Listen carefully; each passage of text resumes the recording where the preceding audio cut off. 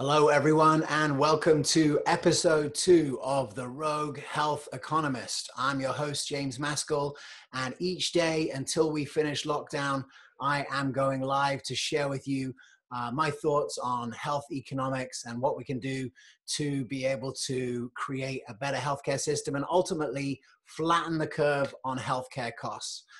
We are going to be going live every day at 12 o'clock Pacific, 3 o'clock Eastern until the end of the California lockdown. We're going to have some incredible guests in the future. We're going to be having some incredible other practitioners that we work with. We're going to be speaking to all kinds of interesting folks.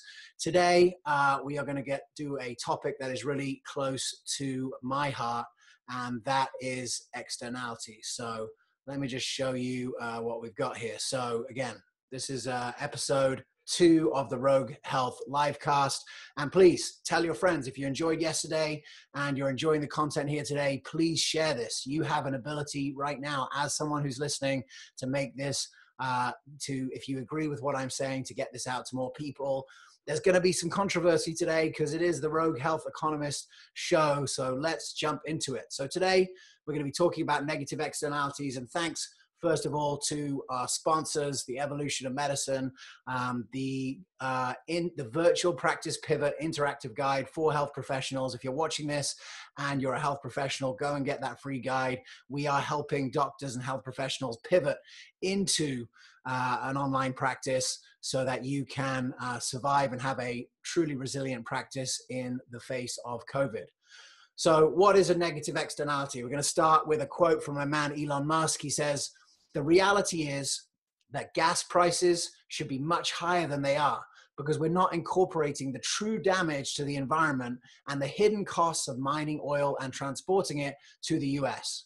Whenever you have an unpriced externality, you have a market failure, and the degree to which the externality is unpriced," right? So obviously Elon is involved in cars and making electric cars as a solution to oil. So he's seeing that the cost of fuel, even before, it fell off the face with COVID, even before that, the cost of fuel was way too low because essentially we were putting all of these costs on society. Now, this is called the Rogue Health Economist livecast, so there is going to be some economics. So bear with me while I put on a graph. But ultimately, this is your microeconomic fundamental of a negative externality, right? A negative externality means there are costs borne by society that are not reflected on the transaction itself. And, a great example, a classic example in negative externalities is pollution, right? The pollution that's created by you when you get in to decide to drive your car and buy gas and drive around, the cost of that pollution isn't being borne by you making that decision to drive that car. It's being, forced on everyone else incrementally in society, and everyone's doing a little bit. And at the beginning, you don't really notice, like the first coal-fired power station in Beijing, no one really thinks that has a net negative to society because there's not that much pollution. But by the 100th coal-fired power station, and you can't see your hand right in front of your face, you realize that these externalities are real. And this graph is essentially the sort of microeconomic framework for it. And MPC is the marginal private cost, and MSC is the marginal social cost, and that gap is the cost of the externality that goes up the more that is done. And essentially what you see is with externalities, with negative externalities, the price is too low. You see P is too low, and the amount delivered is too high, Q, free market allocation. Whereas if we were actually operating at the socially efficient cost, which is B, we would have a higher price and less delivered, right? So in pollution, I think that's an obvious thing to think about. I do want you to think that there are also positive externalities, right? So I did an Instagram live about an hour ago where I took you just outside to my front garden where I showed you the incredible flowers. We've got California poppies and roses and lavender. There's a little bird, in there. Like my neighbors, when they walk past my house, they see these beautiful flowers and they might enjoy them. They're not paying for it either. That is a net benefit, right, that is given to society. In the functional medicine world that I work in, a great example of a positive externality is if a functional medicine doctor works with one family to get someone well, right? And then that person lives in a community like a school or an area where everyone else sees that that kid went well, and then people decide to change their behaviors as a result of seeing that. That is a classic example of a positive externality. And positive and negative externalities exist all the way through society. Now, this is how I was trained. And after I was trained, when I started working in London, I had a moment of clarity that led me to leave England to move to America to work in integrative medicine. The thing that I realized was that this concept makes sense when you're thinking of your interactions, when all of these costs are put on society somewhere else. But the truth is, we live in a profoundly interconnected society, right?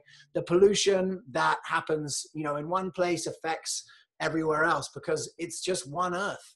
And ultimately, once you see everything through the structure of interconnectedness, what you realize is that the externalities are everything, right? And the actual value of the transaction is nothing, right? And basically services with high negative externalities, we need to do way less of, and things with high positive externalities, we need to do way more of. And we need to focus on industries and organizations that deliver a lot of positive externalities. It's why I moved to work in alternative medicine 15 years ago, because I realized that the empowerment of humans, by understanding that they were much more powerful than they knew, and that they could see that through reversing their own chronic disease.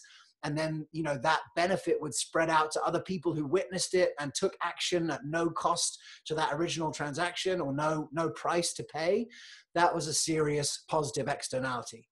So let's get into it with regard to the future of healthcare. If we talk about pollution, right, this is a slide again from Dr. Vojdani's presentation where he talks about all of the possible negative externalities that can accrue to a human body that might make them sick. So there are things in the external environment: stress, lifestyle, indoor air pollution, outdoor air pollution, diet and additives, like all the stuff that's in your diet that's not a whole food, medication, right? The negative externalities of medication are never priced into the system because the drug trials only last for 6 weeks. So what about the long-term effects of you taking that medication? It's never priced into the, it's not, into the science, right? When we're doing science, it's kind of like a transaction where you're taking a pill, but those negative externalities associated with, like you take a short-term course of antibiotics, short-term, the value is good, but there are negative externalities that go along with taking antibiotics forever, like that you get an autoimmune disease 10 years later or 20 years later. Infections can be a source of external environment, and then the internal environment. So xenobiotics, gut flora, inflammation, lipid peroxidation, oxidative stress, protein adducts. These are internal environmental issues that sort of end up being negative externalities and contribute all of these things together into something called the exposome. And we talked about that yesterday because we were talking about why do some people get a serious infection from COVID, and why do some people have, get the antibodies and have the infection, but didn't even know that it happened, like more than 80% of people. And it's because they have a low exposome, they have high mucosal immunity. And we talked about this yesterday. We went through and showed exactly why, the same virus causes a range of affection in a population and what is causing that. And ultimately, you see that if we look at the exposome and health, like if we look at the bigger picture, despite extensive evidence showing that exposure to specific chemicals can lead to disease, current research approaches and regulatory policies fail to address the chemical complexity of our world. Right? That's why so many people in the functional medicine space are also environmentalists, because they realize that this is happening. Like, what is the cost of Roundup to your community when it comes to chronic illness? And when negative externalities are felt by society, right, where do those costs actually arrive? It's clearly in healthcare. 9 million deaths per year, 16% of all deaths worldwide were attributed to air, water, and soil pollution alone. Right? So given the increased recognition of the dominant role that non-genetic factors play in disease, an effort to characterize the exposome at scale comparable to that of the human genome is warranted.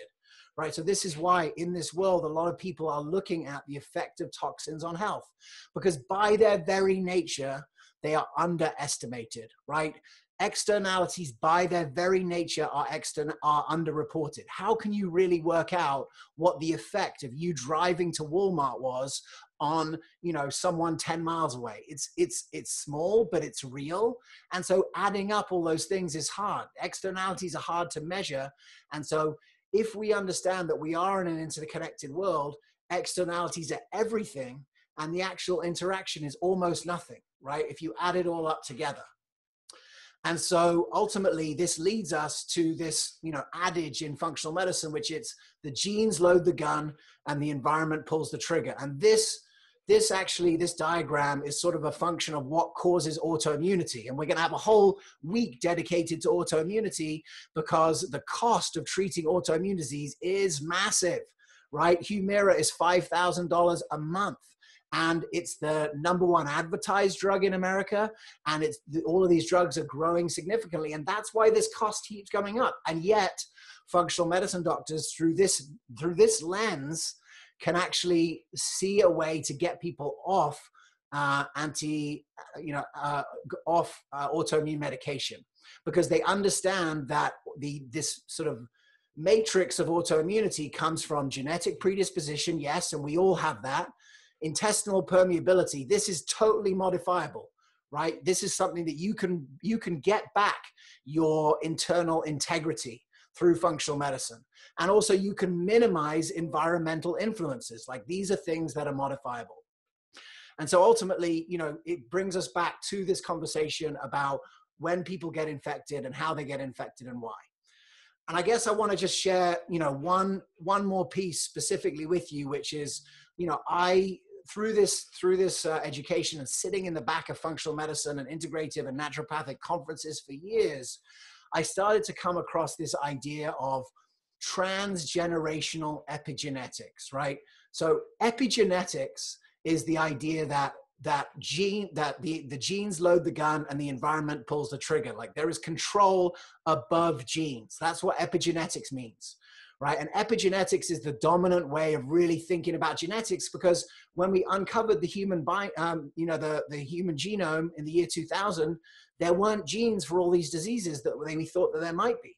So we have to understand this idea of epigenetics. Now, transgenerational epigenetics exists, and that means the exposome of my parents and my grandparents affect my health, right? Transgenerational epigenetics. And so if we're doing some sort of cost-benefit analysis, right, if we underrepresent externalities like as they're happening to people who live around us, if we then add the transgenerational effects that happen, it suddenly looks like a terrible idea to produce negative externalities. And I'll give you one obvious example. I mentioned this yesterday.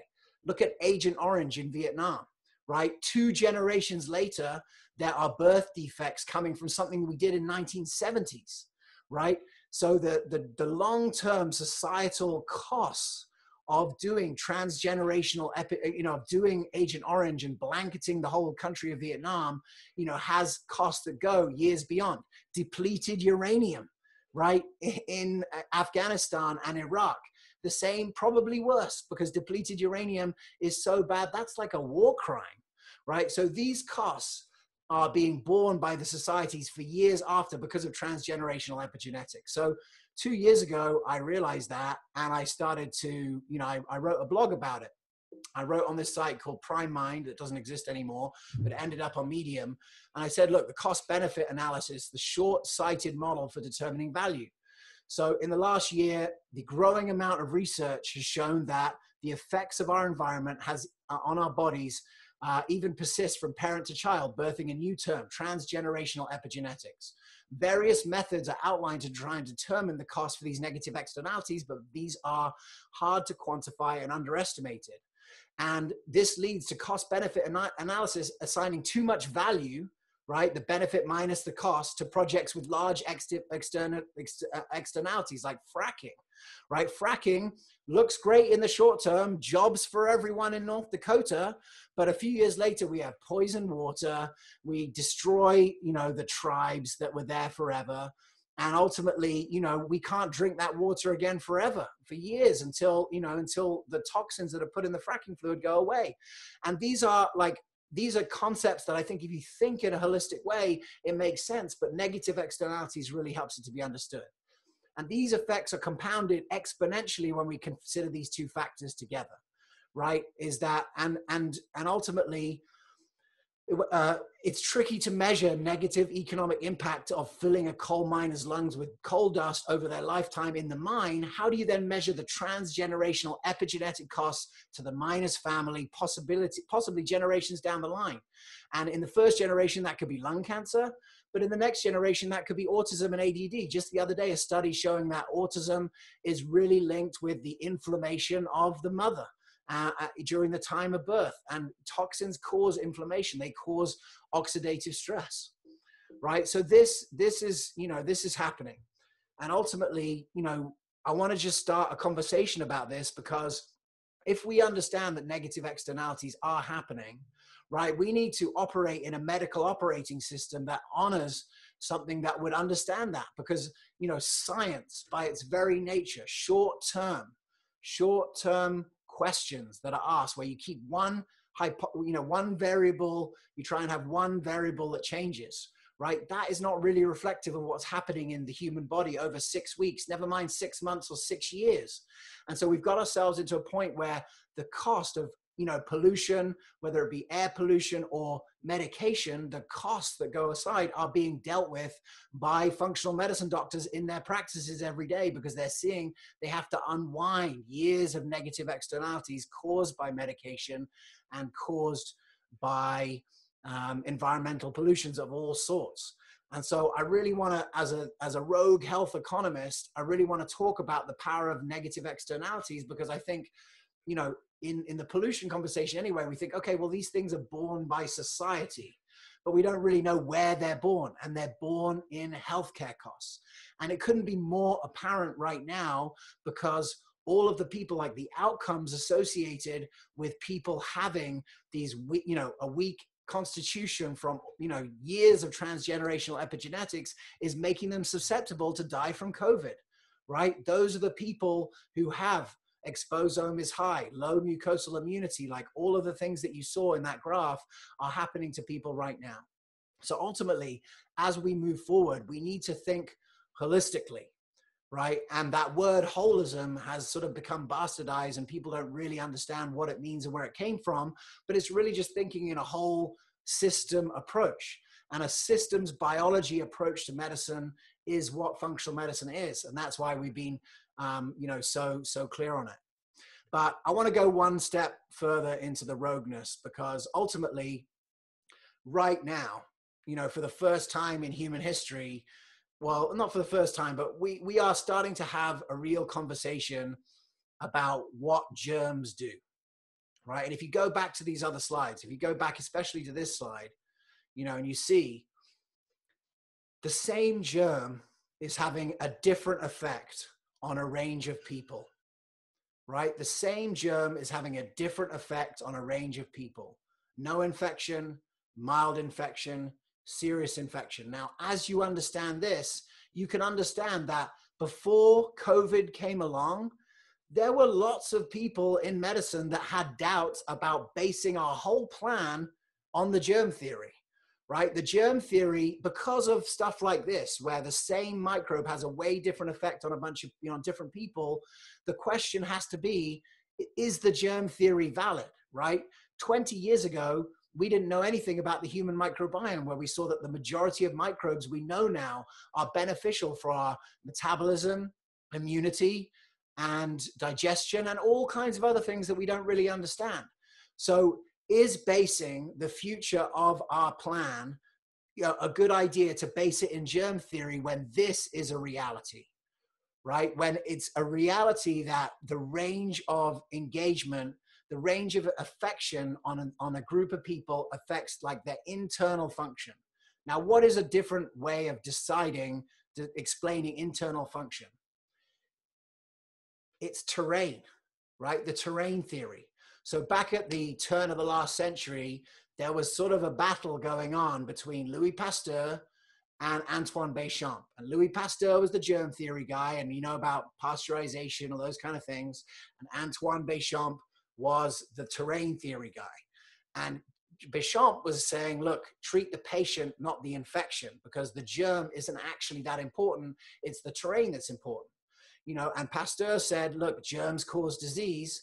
And Béchamp said disease from a weakened immune system is what's caused disease. Now you can see, it's not that one necessarily is right or the other. Like, I can hold both of these things together and say, look, there was some serious benefit to humans by following the germ theory. Look at antibiotics, look at all of those things that were created, and we doubled our life expectancy. So I'm super aware of that.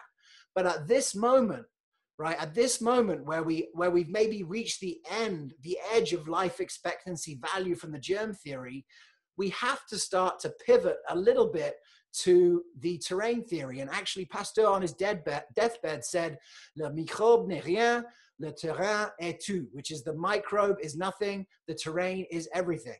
And these were the last words of Pasteur, because he realized that, you know, that there was benefit to Béchamp's thinking, and he didn't want to go without saying that. And so ultimately, like, I want to start a real conversation on this page, and I want you to put your, you know, your questions and messages below, because I want to have a conversation about what should be the plan moving forward. Like, are we going to put all of our eggs in the germ theory basket, given we know so much more than 100 years ago? Like, it's really as simple as this. The germ theory says, vaccinate the fish, right? The terrain theory says, clean the tank, right? And one way or another, the tank is being cleaned right now, right? Mother Earth is getting a detox because lots of things have stopped. I'm sure you've seen that around the world. And ultimately, you know, we're in a position now where we can start to choose what the future looks like. And if we go full germ theory, we're being microchipped, we're being vaccinated, and the next vaccine, the next germ that comes along will be in lockdown again until we get the vaccine up and running. You know, I said yesterday, like, vaccine effectiveness relies on your metabolic function. Look it up. Totally valid science that the effectiveness of vaccines across a population varies depending on their own underlying metabolic health, right? And also, you know, it's going to be very difficult to create a safe vaccine. People like Offit and Hotez are not bullish about whether or not we can have an effective, safe vaccine. And there are so many costs to all being in isolation as well. So I really want to start a conversation about this. I think that's the most important conversation that we can have. You know, this has been the second episode of the Rogue Health Economist. We are going to be looking at health economics through a different angle. I've spent the last 15 years like knee deep in new ideas of medicine and functional medicine. And I think we have so much to offer the conversation, but I just don't hear it being communicated. And so I really appreciate the opportunity to come live to you. It's been wonderful to be able to, you know, see, you know, so many people engaging with the content below. From tomorrow, I hope to be able to, you know, look into a whole conversation about, you know, where we go from here. And we're going to be going deeper into some other economic theories. We're going to talk about concepts like the diminishing marginal returns. We're going to talk about the functional medicine operating system as a way to maximize individual benefit. But I will take some time to answer the conversation that is coming up in the links below. Thanks so much for watching. You know, think about externalities. My thesis for life, when I understood that, was that I had to be involved in things that delivered positive externalities, because over time, right, the externalities matter more than what it is. And what I saw, where are things where there are huge positive externalities? Education, empowered healthcare, any healthcare that empowers the patient to participate and has a knock-on effect to other people in the community. Community-related resources. We're going to have a whole week discussing community. We're going to have some amazing speakers on. So I hope this has jogged some ideas. I'd love to hear from you. Make sure to subscribe to James Maskell, the Rogue Health Economist, on Facebook. And we're going to be sharing this at all other places around the web. Thank you so much for being with us. Thanks so much for being here. And we will see you next time.